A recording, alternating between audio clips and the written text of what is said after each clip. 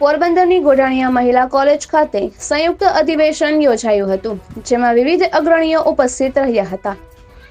પોરબંદરની ગોઢાણીયા મહિલા કોલેજ ખાતે બિનસરકારી આચાર્ય સંઘ, બિનસરકારી માધ્યમિક સંઘ, બિનસરકારી ઉચ્ચતર માધ્યમિક સંઘ તેમજ સરકારી માધ્યમિક સંઘ અને વહીવટ સંઘ અને જિલ્લા શિક્ષણાધિકારીના સંયુક્ત ઉપક્રમે અધિવેશનનું આયોજન કરાયું હતું, જેમાં આચાર્ય સંઘમાંથી આચાર્ય સંઘ ગુજરાત રાજ્યના પ્રમુખ ભાનુભાઈ પટેલ તથા માધ્યમિક સંઘમાંથી માધ્યમિક શિક્ષક સંઘ ગુજરાતના અધ્યક્ષ રણજીતસિંહજી વાઘેલા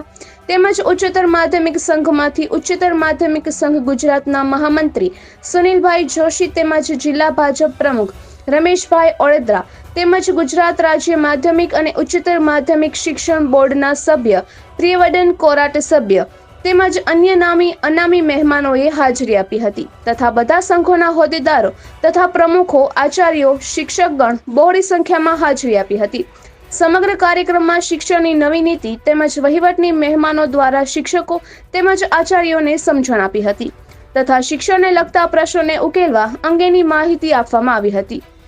નિપુલ પોપટ, પોરબંદર ટાઈમ્સ.